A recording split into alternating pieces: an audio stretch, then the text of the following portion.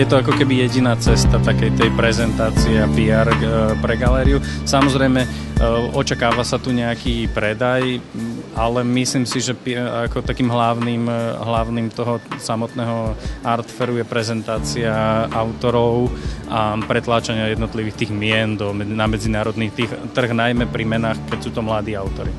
Tak ja už dlhšiu dobu sa venujem takým veciam ako trošku apropriácie, alebo istým spôsobom sa pýtam, alebo aj kurátorujem, alebo organizujem nejaké výstavy mojim známym kamarátom.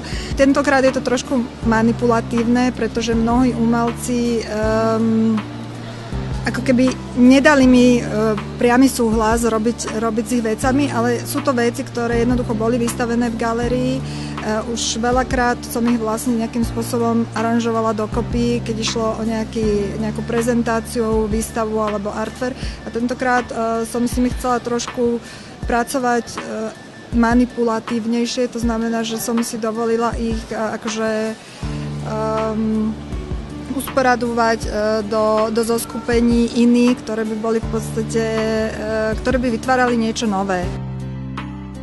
Tak v prvom rade v tom období od roku 1948 do 1989, tak ako spomínam v texte, sa zberateľ viac menej dostáva takmer na hranicu ilegality, čo však neznamená, že by to zberateľstvo nejakým spôsobom úplne zaniklo. Naopak existovala skupina ľudí, ktorá medzi sebou komunikovala, vymienala, zbierala a zároveň sa rešpektovala. Dôvodom, prečo vôbec mohlo k takému niečomu dochádzať, bol samozrejme vzťah spoločnosti k osobnému vlastníctvu, ale vlastnenie obrazu je v zásade vlastníctvo neproduktívne. Čiže nemôže vytvárať nejaký zisk aj vzhľadom na to, že distribučný kanál, ktorý bol oficiálny, neumožňoval obchodné nakladanie s výtvarnými dielami. Aj preto teda tie